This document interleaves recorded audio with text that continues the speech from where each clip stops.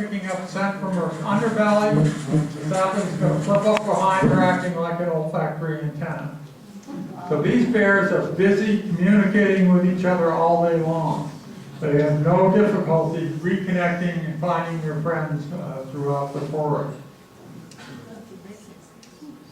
The most important reason that bears mark is to find their mates during the mating season. If a male bear hasn't already shown up and the female wants to mate with a different, or the female wants to mate with another male, she'll go out looking for them. The males will advertise on these red pine bark trees. They'll back up to them with their paws out like this and flex their knees and rub their dorsal area into the forest bark of the tree. The females will come by looking for the male they want to mate with. When they find him, they'll rub on the tree and wait nearby. When he comes back, he'll pick her up and they'll get out of dodge. Wherever the male goes, there will be an entourage of subadult males that follow him around, mentoring off him. So wherever she stops to feed, he'll set up a 2-acre territory. He'll back rub on multiple trees. He'll do that stiff-legged walk, leaving deep sunken footprints, warning other males that she's been taken. Meanwhile, her condition of estrus is on the airwaves, advertising her condition to all those available. Here's a 350-pound male traveling with a female during the breeding season, back rubbing on a tree.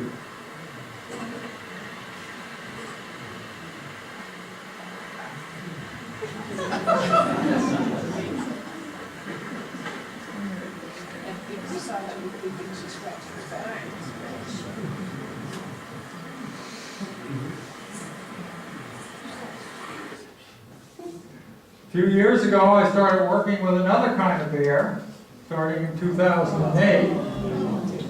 I was invited to China to give a presentation like this with a group of Chinese American scientists who were interested in the effects of climate change on panda habitat and panda populations.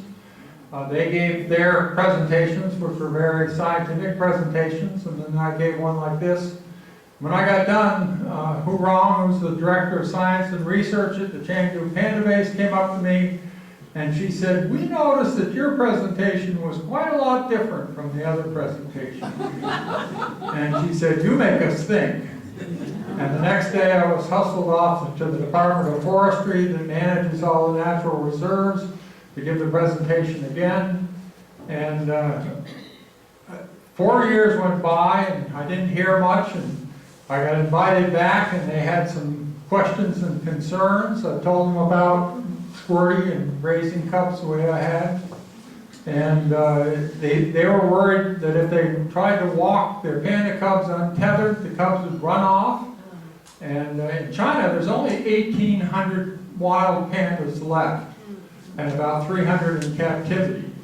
They're very valuable animals. They're a national icon. They use them for diplomacy. They're sending pandas to zoos throughout the world that they lease to zoos for about $1 million a year, so they're a big economic benefit to China. And they were worried that these cubs would just simply disappear. Not only would it be a big embarrassment, but it would be a costly one. And they're also worried that if they got a bear out there, that it would be dangerous for their researchers to work with it. After all, these are big carnivores with big teeth. So we invited them to come to New Hampshire and visit us, and they were going to go to the English Learning Center at Drexel, and they drove up an extended weekend and stayed with us. And we took them we opened the door and took 6 bottle-fed cubs for a walk up on the hill behind the house. Cubs were only interested in vegetation. They found hornets' nests.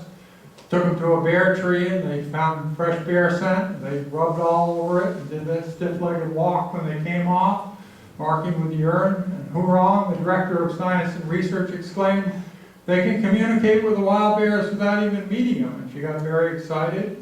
That evening we went up to my study site, and Squirty came out with her cubs, and several other bears came out, and no bears attacked the truck. They got even more excited. They talked the entire 7-hour drive back to Drexel. And the following March, we started our panda reintroduction program, which we've been working on since. It's a very complex problem. the president of China has something to say about what we do with pandas. And believe me, with the bureaucracy starting that high, there's all kinds of levels and meetings and clearances and protocols, and we've been getting through all the hoops. They're building research facilities for us and reintroduction areas, but we're moving much faster than they are with infrastructure. But we're closing in. We've released pandas already on the site they told us to release on. There's another group in China, the Wulong pandas, have been featured in National Geographic. They've released 5 pandas and 3 have died. And we were told to release our pandas on the same site that they were releasing theirs. We soon discovered why theirs died. There were feral dogs in the woods that were killing panda cubs.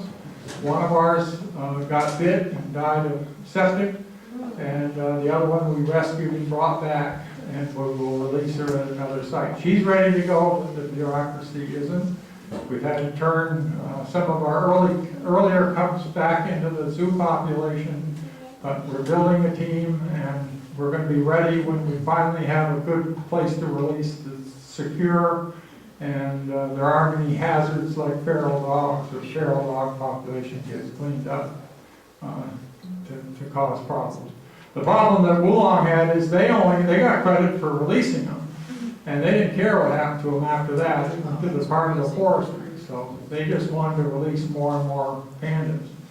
And our effort is a scientific effort. We've got, right now there's 3 postdocs working for us 24/7 in China, kids that I hired when I was at Drexel. I go over once or twice a year. This year, we spent quite a lot of time. IMAX is doing a film that ties my work with black bears to my work with pandas. It'll come out and be in IMAX theaters in April of next year. It'll be all wrapped up and finished in November. So that program's moved on. Here's one of our panda cubs in a 50-acre enclosure eating natural bamboo.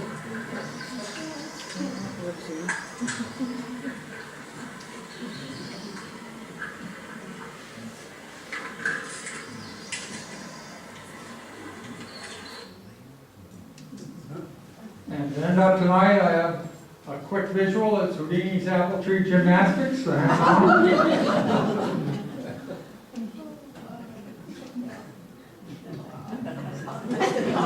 While they dismount. Thank you very much.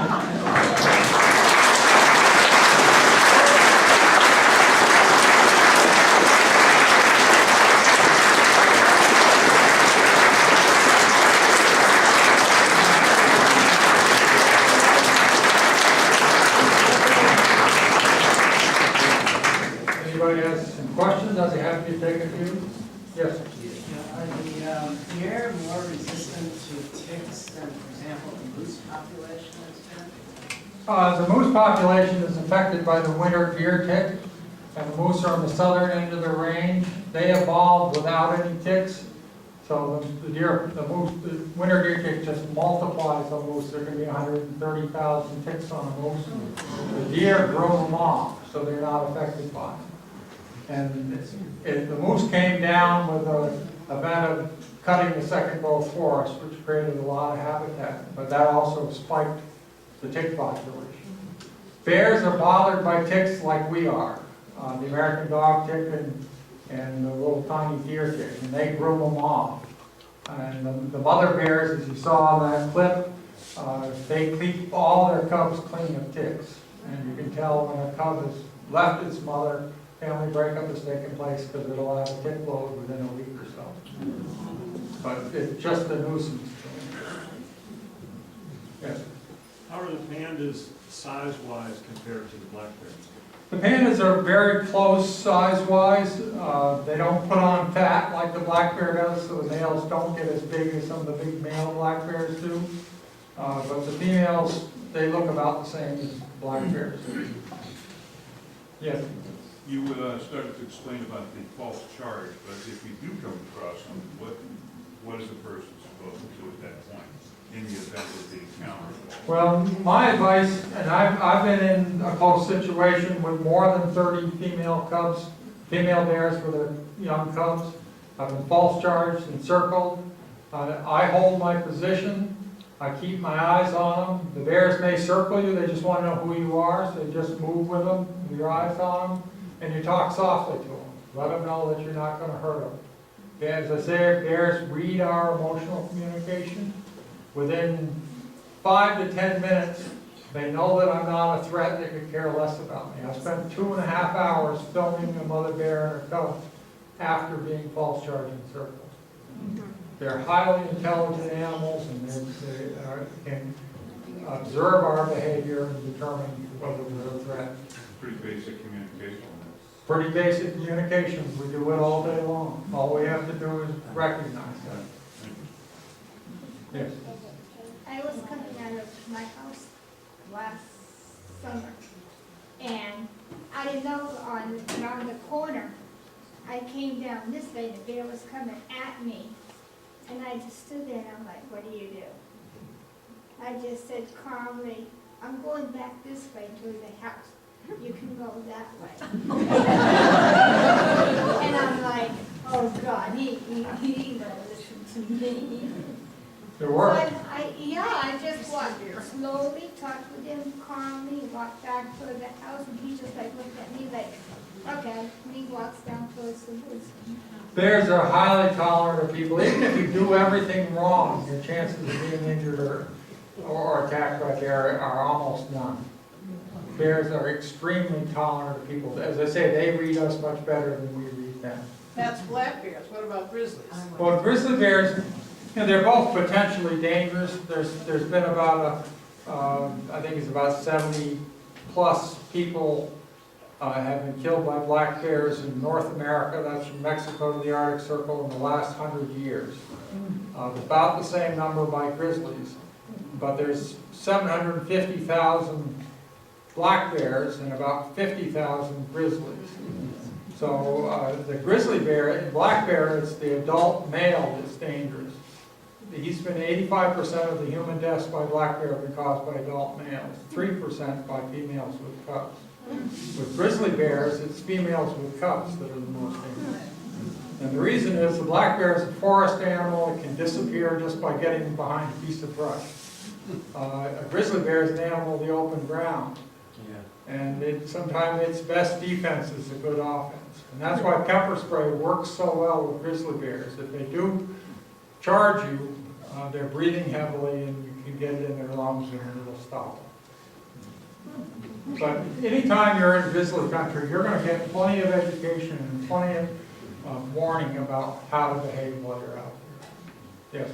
I've been to the panda rehab facility in Chengdu, and I know they had a major disaster there 2 or 3 years ago. I've forgotten whether it was an earthquake or hurricane, and they recovered from the damage.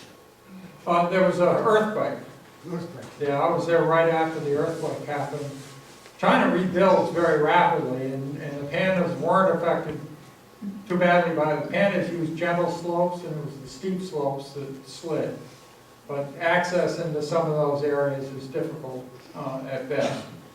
And it's always been difficult. I just had my knees replaced in December, so I'm very happy we have some young postdocs over there climbing up and down the hills after the pan. Yes. A little while ago, we had the controversy, I guess, up in Hanover with the bears. And I was just curious, it seemed like Fish and Game was pretty adamant about wanting to euthanize or destroy the bears. Do you think they did the right thing, kind of succumbing to public pressure, or do you think they're going to come back now, unfortunately, because they've tasted the dumpsters so much? Well, you got to remember, first of all, Fish and Game has policy, and policy was established long before Hanover.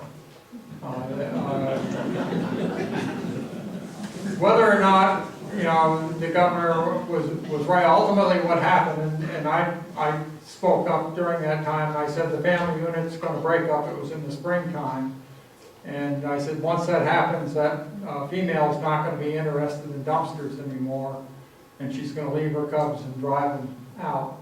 And the family breakup took place, they caught the cubs, they were over 100 pounds, they'd been well fed. They took them up north, one of them got killed in the spring hunt in Canada, and the other two have not been reported since. The female is still in the Hanover area. I spoke with the Hanover police last night. They said that they think that the people have gotten, so far have gotten, and I say the people, not the bears, the people have gotten the message that you gotta clean up your act. You can't have dumpsters with food in them, you can't have bird feeders out all year long. The problem all started because an elderly gentleman who passed away was feeding loose crullers to the bears every day out the back of his house. And then somebody, after he died, somebody bought the house. And the bears came back for loose crullers. And that's when the cubs broke into the entry. Just before your panda slide, you had like a 350 or 400 pound male scratching his back on a tree. Did you do that filming yourself, and was the bear aware that you were there? Just, his question was the last shot I had of a male bear scratching its back. Did I do the filming, and was he aware that I was there? Yeah, I did the filming, and it was with a long lens, but I built a stabilizer so I could hold it fairly steady. At my study site, because Squirty has a good relationship with me, these bears come in and they pick up on, right away, they pick up that I'm not dangerous. And they don't pay any attention to me at all. I've had big males come in after Squirty, they just walk right by me. They're interested in her, they're not interested in me. And I know how to behave around bears, so that's half the battle, is behaving correct. But yeah, I took all the pictures. So when you said that when you encounter a bear, talk softly, do you turn around and walk away, or do you walk backwards and keep an eye on? What do you do? My wait until that period of her checking you out is done, and she won't care. She could care less about you at that point. It's advisable to keep your eyes on them when you walk away, because your eyes are your strength. You always want to be dominant, but let them know that you're not a threat to them. So backing away or keeping your eyes on them. Even bears, when they are around other bears and are walking away, you'll see them turn their head, and that huffing sound covers their retreating. They're doing that. And that's basically telling the other bear, I'm well aware you're there, but I'm leaving. And their eyesight, you always see. Their eyesight's fine. Well, They they can see don't, you. their first recognition is with scent. Yeah. So you could be standing next to a tree and a bear could come in and not even see you. But they can see movement, and they can see an awful lot at an awful long distance. So they're not, don't assume they're blind, but their first level of recognition is with scent. Thank you. Yes. I'm just curious, you know, that they talk to dogs that are like 7 years to a human years or whatever, they age that fast. Any idea what a bear ages at, what rate? Well, bears can live until they're 40. There was a female bear in a DNR study in Minnesota that died at 39 and a half years old, and she was giving birth to cubs right up until the end. So bears are long-lived animals, and they're long-lived for the same reason that we are. Reciprocal altruism, because it's based on social contracts. To take advantage of those social contracts over a lifetime, you have to have a long life. And that's why we're long-lived. We make deals throughout our lives with people that allow us to survive. And animals like dogs don't have long lives. They're a short-lived animal. Most other animals are short-lived. Yes? Then, my husband, my family and I just recently moved to Ridge Road, just off Mascoma Heights in Enfield. I don't know if you're familiar with that, it's just off Shaker Hill. Very nice town. We have a bear, 2 bears. I believe they're both male. I haven't seen either one, but one of our bassets has tried to tree the younger bear. He's probably about 120, 130 pounds. My family has seen him. our neighbors have seen a bear that they believe is well over 600 pounds. The head is about the size of a metal trash can. He's been getting garbage and stuff from these people that can't take care of their things. And so he goes down and bothers, the trash and stuff. Of course, my oldest son would like to have the bear. I was wondering, do you know anything about this bear? Obviously, he's been around for a while. I was just wondering. No, if you I happen to don't, know but that's about not, the bear. one, the size, people tend to exaggerate, so I don't put a lot of weight into 600 pounds, but I get told, the bear was up to here on me, well, Squirty's up to my knee. Correct. This bear is actually, they have a picture and a video, and the bear is as tall as the top, where the windows are on a regular garage door. Yeah. So where the four windows are, this bear is that tall. So sitting, he's that tall and that big. Well, there are a lot of big males around, they're usually seen the most in June during the breeding season, because that's when they're traveling. And in any community, if there's bears that are being seen on a regular basis, you gotta get people, or even if they are sloppy, you gotta get them to clean up that garbage, Yes. because that's the problem. Our neighbors have tried to go over and clean up several times, but it's a situation where they continue to. Yeah, I know, I've dealt with those situations. How old do you think this bear might be? Well, a large male like that is probably over 10, somewhere between 10 and 20 years old, but it's dependent on how much food he's got. Thank you. Yes. Someone asked me to ask how Springfield made out. Do you recall the Cub Springfield from Springfield River? I haven't been able to keep track of all the cubs that we've had come in. My sister Phoebe would give you a much better recollection of where each cub is than I can. But they've all done well. Any of the cubs we've gotten have done well. Yes. If you were in the woods with a dog, how does a bear react to the dog? Well, dogs you got to be careful with. If you know there's bears around, leash your dog, keep them under tight control. People have gotten in trouble with dogs that are aggressive towards bears. The dog goes after the bear turns on the dog comes back to you, and the bear comes back to you.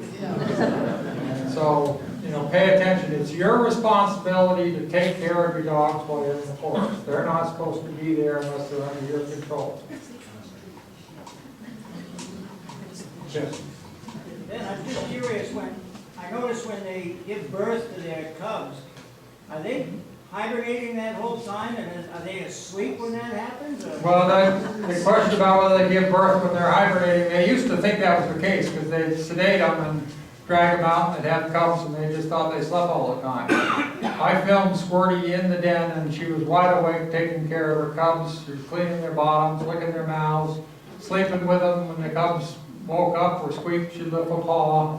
And so the females are awake, taking care of their cubs all winter long. So they're not necessarily sleeping the whole winter then? Not the females with young cubs. The males go into deep sleeps, the females with yearlings go into deep sleep.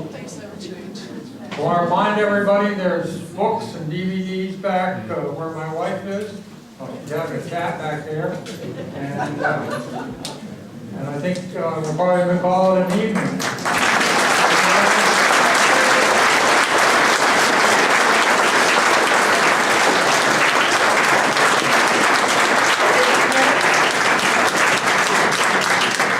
Thank you all so much for coming. I hope you enjoyed the presentation. Ben, thank you for all of your educational knowledge and sharing it for us.